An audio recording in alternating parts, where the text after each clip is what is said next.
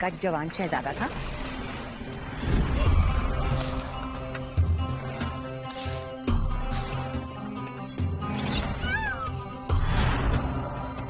लड़कपन से ही उसे नायाब चीजों का शौक था।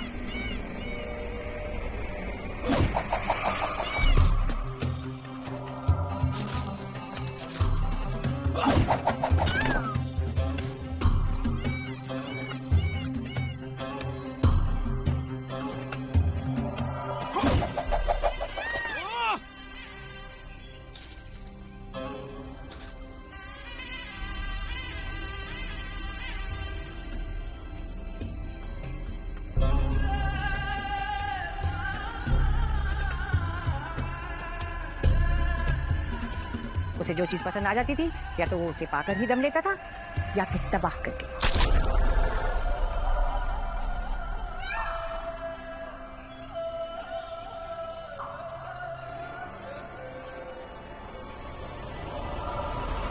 मगर दूसरी तरफ बुंदेलखंड की सुरम्य पहाड़ियों और घाटियों में एक वीर योद्धा की तलवार थी जो उस समय के मुगल शासक शाहजहां से लोहा ले रही थी, और वो तलवार थी बुंदेलखंड के प्रतापी योद्धा चंपत राय की। लेकिन चंपत राय इस लड़ाई में अकेले नहीं थे। उनकी पत्नी वीरांगना सारंधा भी उनके साथ इस लड़ाई में कंधे से कंधा मिलाकर लड़ रही थी। मगर स्वदेश की आजादी का युद्ध हमेशा बाहरी आक्रमणकारियों से नहीं किया जाता। कभी कभी कुछ अपने ही गद्दार बन जाते हैं, और एक ऐसा ही गद्दार था पहाड़ सिंह। वो बुंदेलखंड की राजधानी ओरछा के राजा का बेटा था, जो मुगलों का हितैषी था। इसलिए बुंदेलखंड की जनता पहाड़ सिंह से ज्यादा चंपत राय को प्रेम करती थी।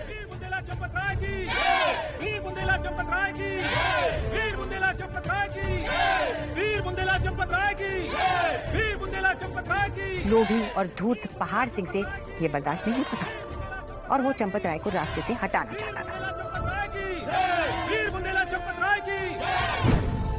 इसलिए एक दिन उसने चंपत राय को मारने की एक योजना बनाई।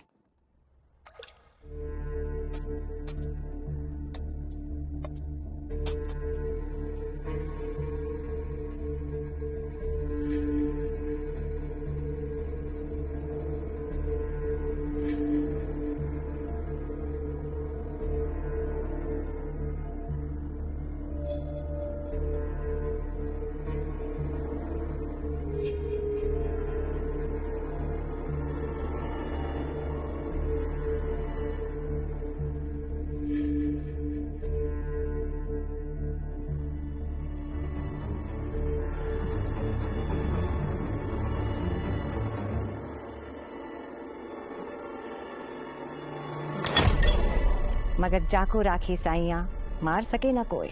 चंपत राय के एक स्वामी भक्त सिपाही ने अपनी जान की बाजी लगाकर उनकी जान बचा ली। पहाड़ सिंह, इतना बड़ा विश्वासघात!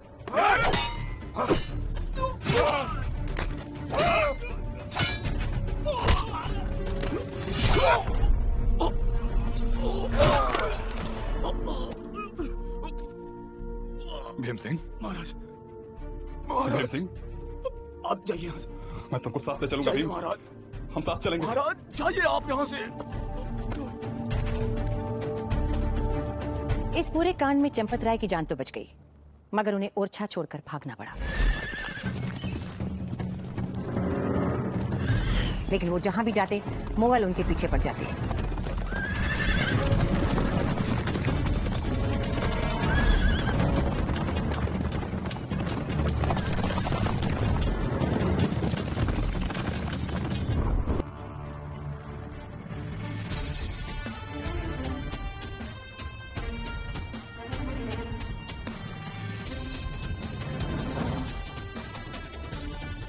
1658 दिल्ली, हिंदुस्तान का दिल, मगर धड़कता था सिर्फ एक आंख के इशारे पे। जो इस्लाम के रास्ते पर नहीं चलेगा उसे रास्ते से हटा दिया जाएगा। और जिसकी धड़कनों की आवाज दबी हुई थी एक क्रूर बादशाह के पैरों तले, और वो था आलमगीर औरंगजेब। जिहाद की खिलाफत करने का मतलब है हमारी खिलाफत करना। चारों तरफ सिर्फ और सिर्फ गरीबों और मजलूमों की चीख पुकार। तुम जैसे काफिरों को दीन के रास्ते पर लाना होगा। वजह सिर्फ एक सपना, पूरे हिंदुस्तान पर मुगल सल्तनत का परचम लहराना। इस सपने को पूरा करने के लिए वो किसी भी हद से गुजरने को तैयार था। काफिरों को या तो मौत के घाट उतार दिया जाता था या फिर उनका धर्म परिवर्तन कर दिया जाता था। मुंह में मांस ठूसना, उन पर पेशाब करना, धर्म परिवर्तन के कई तरीके थे। औरंगजेब ने केवल दूसरे धर्मों पर ही नहीं बल्कि इस्लाम के भी कई संप्रदायों पर अपना कहर ढाया, क्योंकि वो उसकी सोच से मेल नहीं खाते थे। हमारे खिलाफ उठने वाले हर सर को कलम कर दिया जाएगा। हर शख्स सिर्फ और सिर्फ इस्लाम की राह पर चले। आमीन।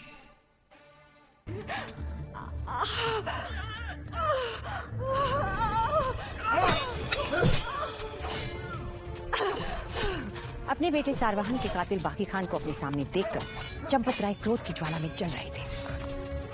वो उससे और मुगल सैनिकों से अकेले लोहा ले रहे थे। उधर प्रसव पीड़ा से जूझती सारंगा अपने बच्चे को जन्म दे रही थी।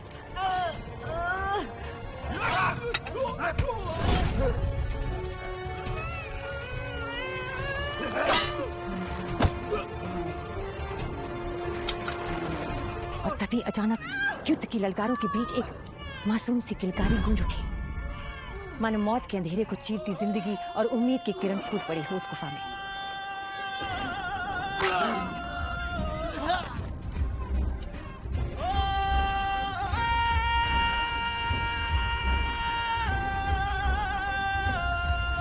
जीवन मृत्यु के इस द्वंद के बीच पैदा हुआ बालक साधारण कैसे हो सकता है? भूमि है बुंदेल की, शौर्य की है वीर की, धर्मवीरों की ये पहचान, धर्मवीरों की ये पहचान।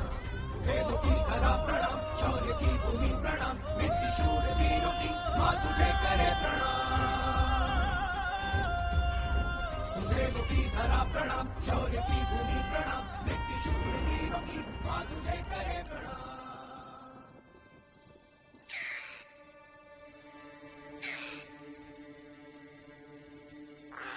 और इस बालक के जन्म की खबर कई असाधारण दिव्य संदेश भी दे रही थी।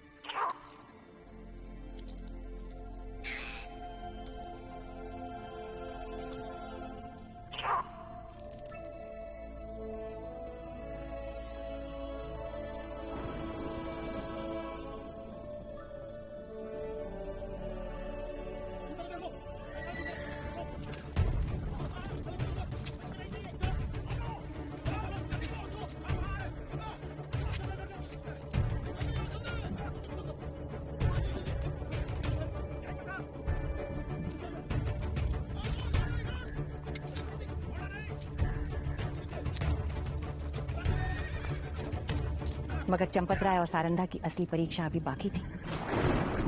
कर हिम्मत।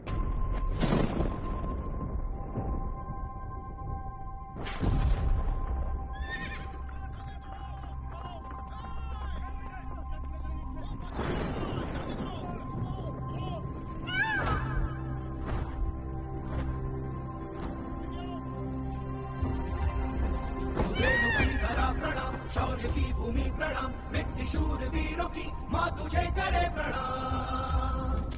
रानी ले कथे चढ़ा,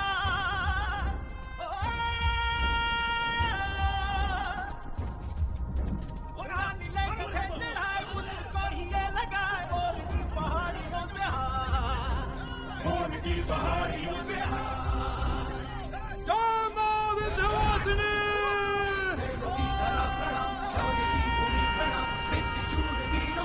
तुझे करे प्रणाम।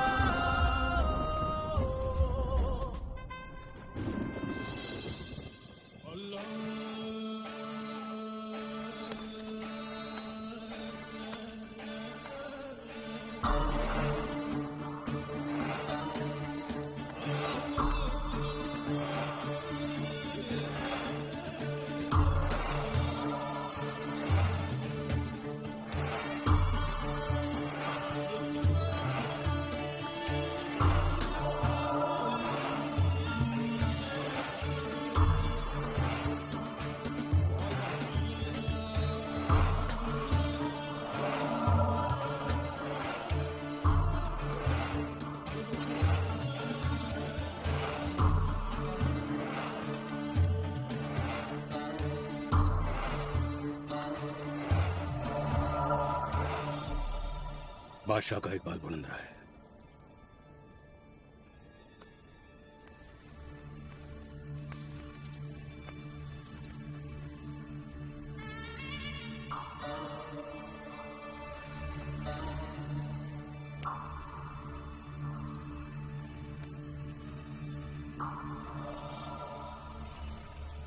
चूमना है इन हाथों को जिन्होंने पूरी सल्तनत का खजाना खाली करके अपनी मरहूम माशुका की याद में मुजस्समा इश्क ताजमहल की तामीर की। यह कैसी गुस्ताखी है हमारी शान में औरंगजेब। गुस्ताखी तो आपने किया बाहुजूर, जो मोहब्बत में अंधे होकर अपने तख्त को भी नीलाम कर दिया। ये तुम ठीक नहीं कर रहे हो औरंगजेब। गिरफ्तार कर लो इस गद्दार को। नए बादशाह को आलमगीर बुलाया जाएगा। बोलिए बोलिए। आलमगीर बादशाह औरंगजेब। ले जाओ इन्हें और याद रखना इनकी खिदमत में कोई कोताही ना हो। आखिर ये हमारे अब्बा हुजूर है। और हां, इन्हें उसी जगह नजरबंद करना जहां से इन्हें अपनी मरहूम बीवी का मकबरा साफ दिखाई दे। जी हुजूर।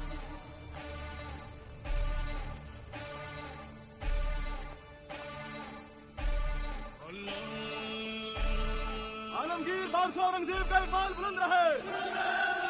आलमगीर बादशाह औरंगजेब का इकबाल बुलंद रहे। आलमगीर बादशाह औरंगजेब का इकबाल बुलंद रहे। आलमगीर बादशाह औरंगजेब का इकबाल बुलंद रहे। आलमगीर बादशाह औरंगजेब का इकबाल बुलंद रहे। आलमगीर बादशाह औरंगजेब का इकबाल बुलंद रहे। आलमगीर बादशाह औरंगजेब का इकबाल बुलंद रहे। आलमगीर बादशाह औरंगजेब का इकबाल बुलंद रहे। आलमगीर बादशाह औरंगजेब का इकबाल बुलंद रहे।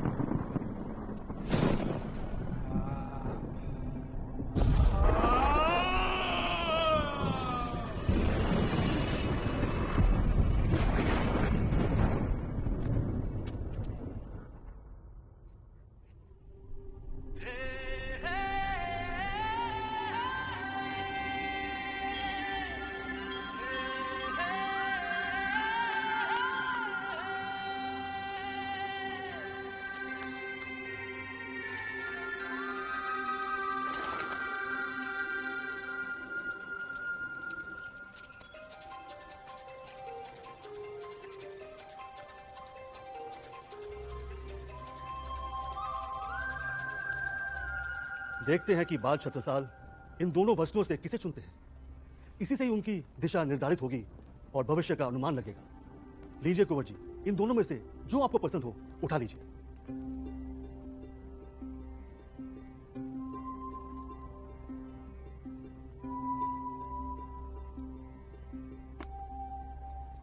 हम लड़ेंगे भी और लिखेंगे भी।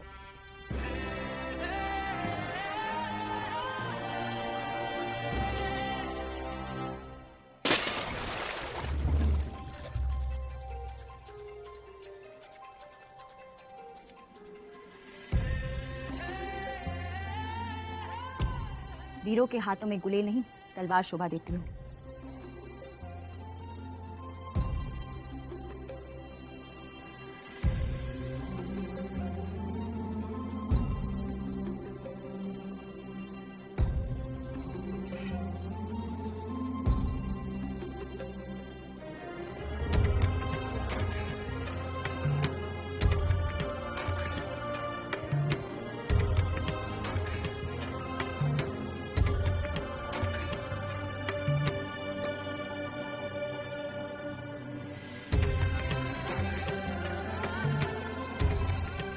वक्त का पहिया अपनी रफ्तार से आगे बढ़ रहा था। छत्रसाल चंद्रमा की कलाओं की तरह बढ़ रहा था।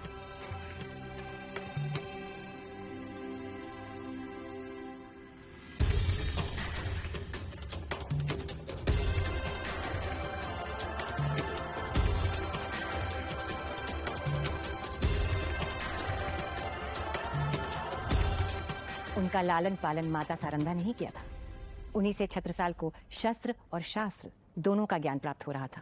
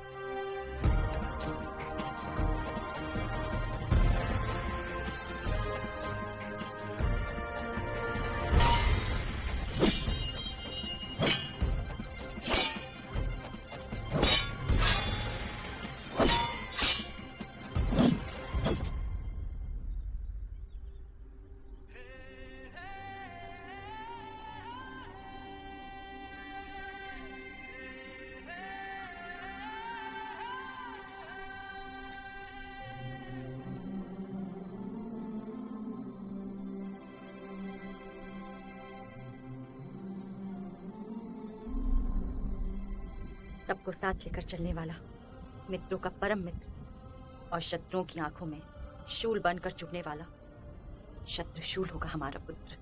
छत्र की भांति प्रजा की रक्षा करने वाला, बुंदेलखंड के इस लाल को दुनिया छत्रसाल के नाम से जानेगी।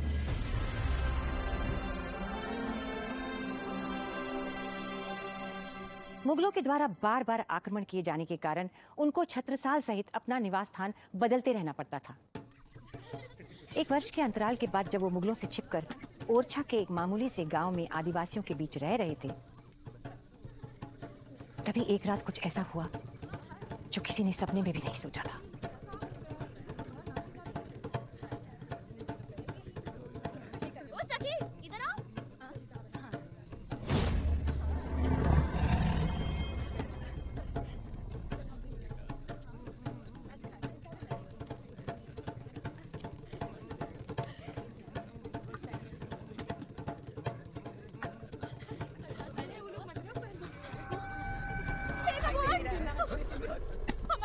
वो शेर उठा के ले गो।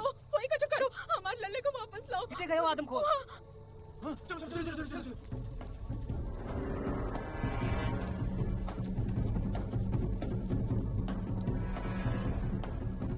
अब क्या करिए सरदार जी? इस समय जंगल में जाने को मतलब मौत आयो।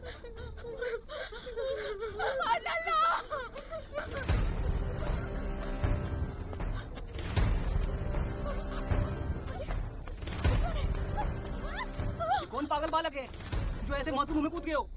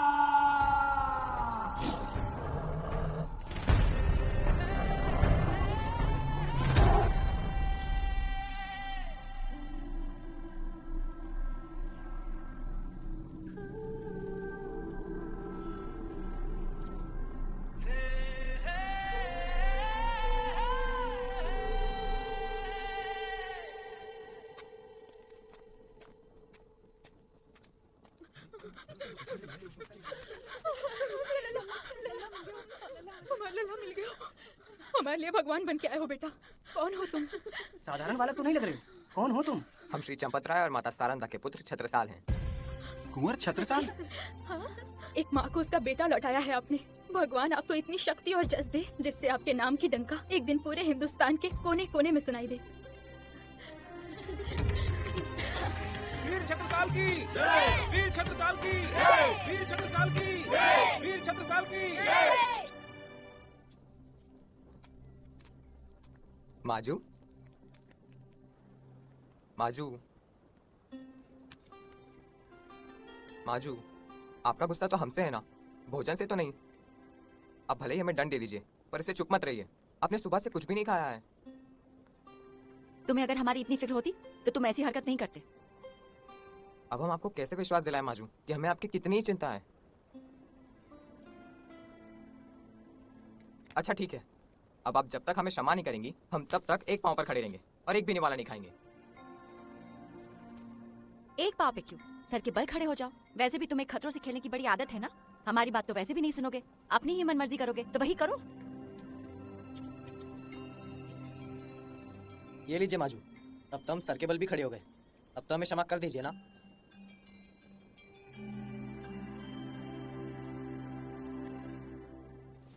चलो रहने दो, सीधा खड़े हो जाओ। चलो, बहुत हो गया तुम्हारा। माजू, हम मानते हैं कि हमसे भूल हुई है। बिना सोचे समझे हम उस बात के सामने कूद पड़े। पर हम क्या करते माजू? उस समय हम केवल उस छोटे बच्चे की नन्ही सी जान के बारे में सोच रहे थे। देखो पुत्र, तुम्हारा इरादा बहुत ही नेक था, पर तरीका जोखिम भरा था। मेरी एक बात गांठ बांध कर रख लो, बहादुरी और बेवकूफी में बहुत ही महीन अंतर होता है। जी माजू, पर आप ही ने तो सिखाया है ना माजू कि डर मनुष्य की सबसे बड़ी कमजोरी होती है और उस पर विजय पाने के लिए केवल एक ही तरीका है, और वो है उसका डट कर सामना करना। तो डर स्वयं ही डर के भाग जाएगा। तो बस हमने भी वही किया। परंतु रानी जू, छत्ता ने अपनी भूल स्वीकार कर ली है, क्षमा कर दीजिए इसे। माजू, आप बिल्कुल भी चिंतित मत होइए। आपकी ममता और ईश्वर की कृपा सदैव ढाल बनकर हमारी रक्षा करेगी।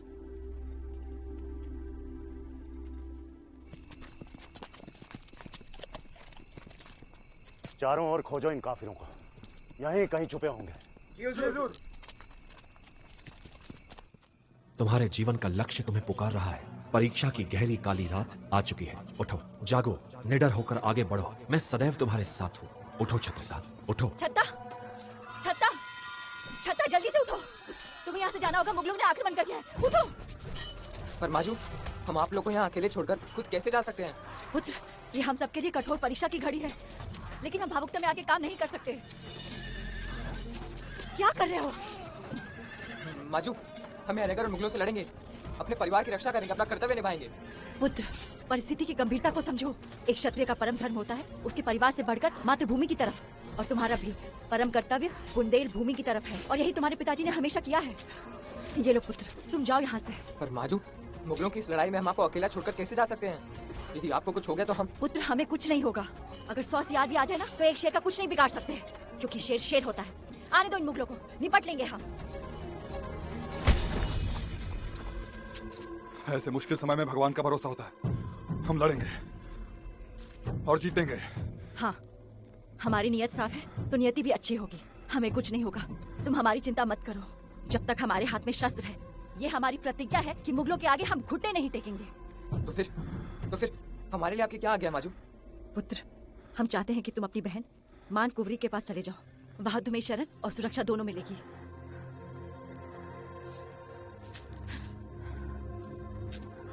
पुत्र, इस विषम घड़ी में हम भले ही तुमसे दूर होंगे, पर हमारा स्नेह और आशीर्वाद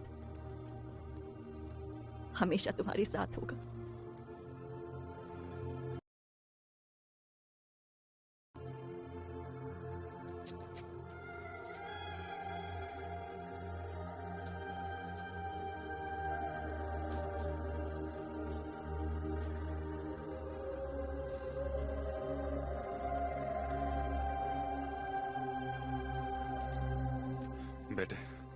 मनुष्य की असली परीक्षा उसके कठिन समय में होती है। हमने और तुम्हारी माँ ने पूरे बुंदेलखंड को हमेशा अपना घर माना, यहाँ के समाज को अपना परिवार, यहाँ की मिट्टी को माथे का चंदन और यहाँ के पानी को अमृत माना।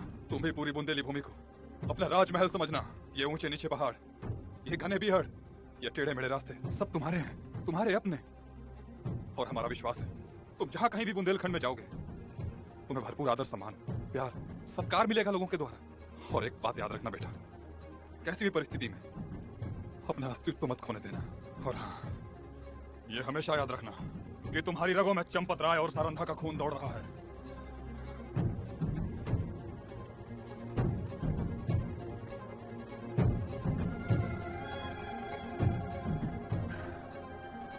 खुश रहो।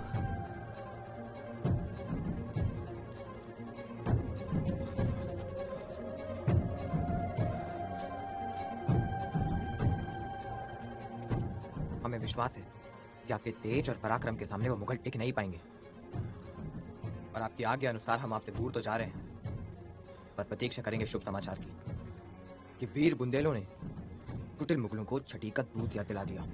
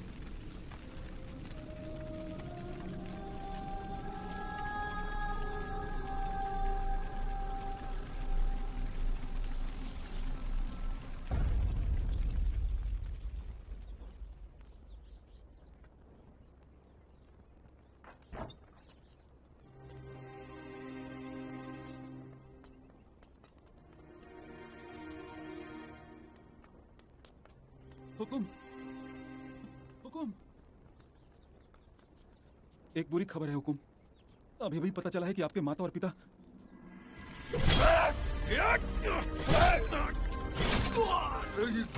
स्वामी, स्वामी,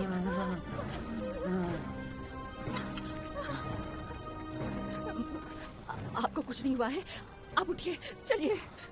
आप ऐसे कमजोर नहीं हो सकते। तो बस इस बात का कि हम अपनों को एक साथ नहीं जुटा पाए। आज आपसी मतभेद और बैर बुलाकर बुंदेलखंड साथ खड़ा होता तो हम स्वतंत्र होते। क्षमा करना माँ, तुम्हें इन आतंकियों से तुम्हारा ये बेटा मुक्त नहीं करा पाया। नहीं, नहीं, ऐसे मत कहिए। बुंदेल भूमि को आप पर गर्व है। देखिए, मुगल सैनिक आ रहे हैं, आपको उठना होगा। उठिए। सुनिए हमारी बात, सुनिए। यदि आज हम इन मुगलों के हाथों मारे गए तो ये हमारी सबसे बड़ी हार होगी। रानी जू, हम हार कर नहीं जाना चाहते हैं।